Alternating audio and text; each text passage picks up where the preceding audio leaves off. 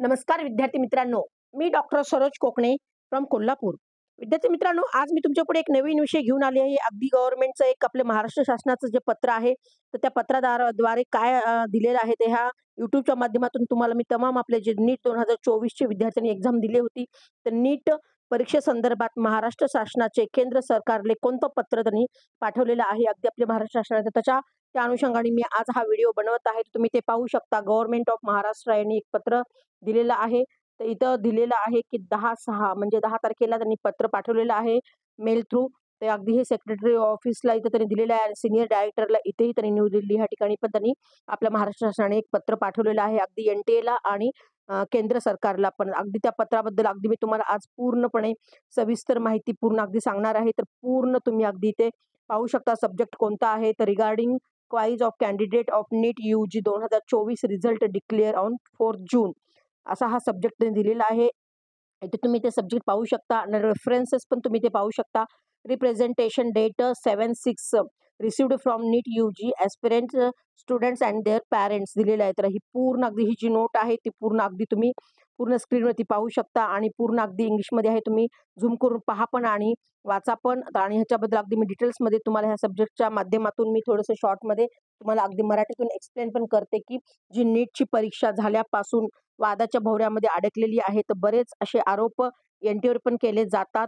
तर हे सर्वांना माहितीच आहे. तर NTAचं पण आपल्या बाजूने उत्तर देण्याचा प्रयत्न पण चालूच आहे. तर आता हे प्रकरण सुप्रीम कोर्टापर्यंत गेलेलं आहे हे सगळ्यांनाच माहीत आहे. तर सुप्रीम कोर्टाचे पण काही अपडेट्स येणार आहेत ह्या 2-3 दिवसात. तर तत्पूर्वी महाराष्ट्र शासनाने एक पत्र एक दिलेलं आहे की केंद्राला आणि NTA पण. तर नेमकं काय आहे तर महाराष्ट्र शासनाने ह्या पत्राद्वारे हेल्थ मिनिस्टरला आणि गव्हर्नमेंट ऑफ इंडियाला पण पत्र लिहिलेलं आहे. तर त्याचबरोबर NTA पण एक पत्र लिहिलेलं आहे. तर त्याबद्दल मुख्य मागण्या कोणत्या आहेत, त्या कोणत्या बेसिसवर लिहिलं गेलेलं आहे हे पत्र आणि महाराष्ट्राच्या प्रिन्सिपल सेक्रेटरीचा च्या पण साईननी गव्हर्नमेंट ऑफ इंडियाला पण आणि NTA पण लिहिलं गेलेलं हे पत्र आहे. विद्यार्थी मित्रांनो, अगदी हे मी पत्र तुम्हाला स्क्रीनवरती पूर्णपणे अगदी दाखवतच आहे. तुम्ही ते पाहू शकता. आणि हे पत्र काय आहे आपण समजून घेणार आहोत. तर मी ह्या व्हिडिओच्या माध्यमातून तुम्हाला अगदी समजून सांगते. तर जे काही विद्यार्थी आपले नवीन असतील त्यांनी नक्कीच एक सबस्क्राईब करा आणि इतरांनाही पाठवा म्हणजे त्यांनाही याच्या लेटरबद्दल पूर्ण माहिती मिळेल. तर महाराष्ट्राच्या हेल्थ मिनिस्टरकडे आपण काही पालक आणि विद्यार्थी गेले होते आणि त्या ठिकाणी त्यांनी तक्रार पण दाखल केलेली होती. तर नीट 2024च्या एक्झाममध्ये प्रचंड गोंधळ झालेला आहे असं हे पालकांचं त्या ठिकाणी मागण्या त्यांनी केलेल्या होत्या. म्हणून त्या अनुषंगाने महाराष्ट्राचे जे आपले आहेत महाराष्ट्र गव्हर्नमेंट तर त्यांची सेक्रेटरीने केंद्र सरकारकडे आणि NTA कडे पण ह्या पत्राद्वारे त्यांनी मागण्या पोहोचवलेल्या आहेत. तर त्या नेमक्या कोणत्या मागण्या आहेत आणि महाराष्ट्र शासनाचे ऑफिशियल डॉक्युमेंट्स कोणते कोणते आहेत आणि महाराष्ट्र शासनाने सीनियर डायरेक्टर म्हणजेच नॅशनल टेस्टिंग एजन्सीला पत्र पण पाठवलेले आहे. तर कोणत्या मागण्या आहेत ते आपण ह्या डिटेल्स या माध्यमातून पाहणार आहोत. अगदी पूर्ण अगदी हे पॉइंट्स आहेत. तर ते पॉइंट्स पूर्णपणे मी तुम्हाला अगदी वाचून दाखवते. तर फर्स्ट इथे पॉइंट दिलेलाच आहे. तुम्ही ते पाहू शकता इथे कोणता पॉइंट्स आहे. हे पहिलं अगदी इथं दिलेलं आहे की NEET was 2024 was conducted by National Testing Agency on 5th 5 2024 in 571 cities at all Indian level. The result of NEET UG 2024 was declared on 4/6 2024 असं दिलेलं आहे पहिला पॉईंट. आणि दुसरा पॉईंट तुम्ही ते पाहू शकता. सेकंड पॉईंट कोणता दिलेला आहे त्यांनी इथे ते लक्षात येईल. Second points in this contents it is conveyed that this government has received variationary presentations from NEET UG 2024 aspirant candidate and their parents regarding variation irregularities about NEET 2024 result. तर असं पुढे तुम्ही पहा. तर रिप्रेझेंटेशन्स इन्क्लुडेड फॉलोइंग द पॉइंट्स कोणते कोणते आहेत अगदी हे पॉइंट्स एकदम नंबर 1 मी हा पॉइंट्स तुम्हाला आज वाचून दाखवते आणि एक्सप्लेन पण करून सांगते.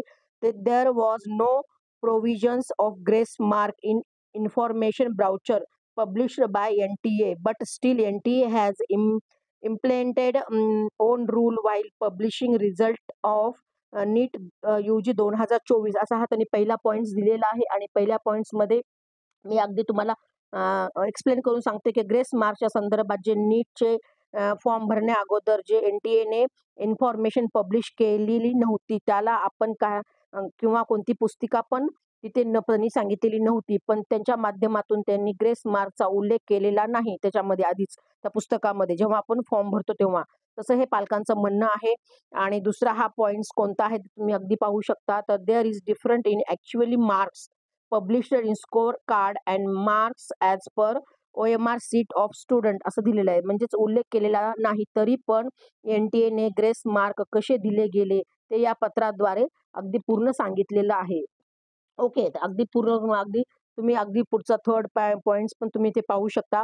तर काय दिलेलं आहे, due to grace mark all India ranking of students is disturbs to very much extent असं त्याने दिलेलं आहे. म्हणजेच त्यामुळे ग्रेस मार्कमुळे महाराष्ट्र राज्याची जी आपले जे स्टुडंटची ऑल इंडिया रँक अगदी प्रचंड वाढलेली आहे त्यामुळे. तर त्या ग्रेस मार्कमुळे. तर त्याचबरोबर रिझल्ट पण अगदी डिस्टर्ब आपला झालेला आहे असं पालकांचं म्हणणं आहे. तर काही मुलांचं म्हणणं आहे की OMR सीट चेक केल्यावरती पण जे मार्क मिळत होते आणि ॲक्च्युअली OMR सीट आल्यानंतर जे वेगळे मार्क येतात अशा तक्रारीही महाराष्ट्र शासनाकडे अगदी पालकांनी आणि विद्यार्थ्यांनी केलेल्या आहेत अगदी. आणि ऑफिशियली NTA पोहोचल्यावरच ह्या मागण्या आमच्या त्यांनी काहीतरी मागण्या मान्य करतील आणि मागण्या जोपर्यंत मान्य होणार नाहीत किंवा लागणार नाही तोपर्यंत कसल्याच प्रकारे काउन्सिलिंग पण करू नये असं त्यांनी तिथे सांगितलं आहे अगदी. ओके. आणि ते 4 नंबरचा पण पॉइंट्स त्यांनी असं दिलेले का this has resulted in great loss of NEET aspiring student in the state of Maharashtra असं त्या एकदम 4th पॉइंटमध्ये दिलेलं आहे. आणि इथे तुम्ही अगदी पुढचे पण पॉइंट्स मी तुम्हाला अगदी डिटेल्समध्ये वाचून दाखवते. आणि थर्ड पॉइंट त्यांनी इथे दिलेला आहे तुम्ही पाहू शकता. As per representation submitted by the students and keeping in mind the educational interest of the students and government of India is requested to act promptly on following the points. तर कोणते कोणते हे अगदी हे पॉइंट्स आहेत तुम्ही ते पाहू शकता. म्हणजे मी एक्सप्लेन करते मराठीतून पण.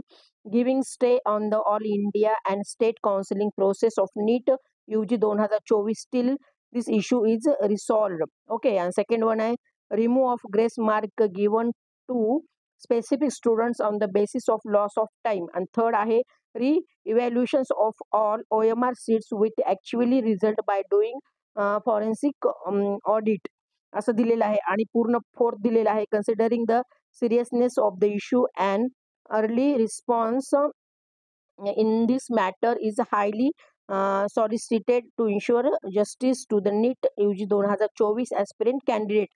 तर अगदी हे पूर्ण ह्या पॉइंट्स तुम्ही आहेत अगदी तुम्ही ते पाहू शकता. अगदी मी तुम्हाला ह्याच्या मार्फत अगदी पूर्ण मी एक्सप्लेन करून सांगते. तर कोणते ते पॉइंट्स आहेत जे आपले महाराष्ट्रातले तमाम पालक आणि विद्यार्थी मागण्या करत आहेत. तर कोणत्या आहेत, तर जोपर्यंत निकाल लागणार नाही तोपर्यंत कसल्याच प्रकारे काउन्सिलिंग करू नये असं ते म्हणत आहेत. आणि प्रवेश प्रक्रिया ही कुठल्याही प्रकारे करू नये असे पालकांचं म्हणणं आहे. त्याप्रमाणे ऑल इंडिया रँक किंवा स्टेट काउन्सिलिंग पण होऊ नये कुठल्याच प्रकारे. तर त्याचबरोबर ग्रेस मार्क जे दिले गेलेले आहेत ते काढून घ्यावे. म्हणजे रिटर्न त्यांनी NTAने पूर्ण काढून घ्यावे ज्या विद्यार्थ्यांना ग्रेस मार्क दिलेले आहेत असं हे पालकांचं आणि विद्यार्थ्यांचं आपल्या तमाम महाराष्ट्रीयन विद्यार्थ्यांचं म्हणणं आहे. त्यांच्याकडनं हे ग्रेस मार्क काढून घ्यावे असं त्यांचं म्हणणं आहे.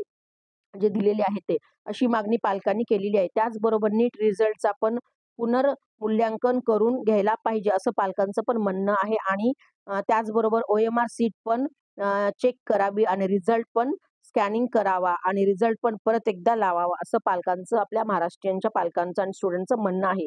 आणि पालकांनी पण पुढे आणखीन एक असं त्यांनी सांगितलं आहे की पालकांनी आणि स्टुडंटनी रिप्रेझेंटिंग यांनी तक्रार केलेली होती आपल्या महाराष्ट्र शासनाकडे. तर या संपूर्ण तक्रारीची नोंद घेऊन NTAला आणि गव्हर्नमेंट ऑफ इंडियाला पाठवलेली आहेच.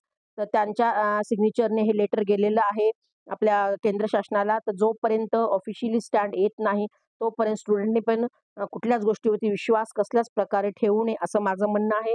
जोपर्यंत येणाऱ्या काळामध्ये सुप्रीम कोर्टमध्ये जी केस चालू आहे त्याचा रिझल्ट येईपर्यंत काहीच आपण सांगू शकत नाही.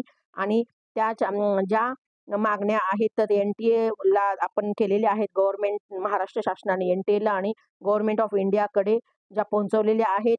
आणि जेव्हा सुप्रीम कोर्टचा ह्या 2-3 दिवसात रिझल्ट येईलच तोपर्यंत तुम्ही माझे हे यूट्यूबचे चॅनल व्हिडिओ तुम्ही पाहतच चला. म्हणजे मी असे नवीन YouTubeच्या माध्यमातून तुम्हाला नवीन न्यूज प्रत्येक टप्प्यावरती घेऊन येतच जाईल आणि जे काही विद्यार्थी आपले जे नवीन आहेत आमच्या चॅनलवरती तुम्ही नक्कीच एक लाईक आणि सबस्क्राईब करून ठेवा आणि तुमच्या मित्रांना आणि फ्रेंड्सला पण तुम्ही अगदी या माझ्या YouTube चॅनलबद्दल तुम्ही सांगू शकता किंवा सबस्क्राईब तुम्ही स्वतः करा किंवा तुम्ही इतरांना पण हा व्हिडिओ सेंड करू शकता की जेणेकरून असे नवीन-नवीन तुम्हाला अगदी डेलीचे अपडेट्स मिळत जातील. तर ओके मित्रांनो, एवढंच या निमित्तानं आज मी हा हा व्हिडिओ घेऊन येण्याचा प्रयत्न केलेला आहे.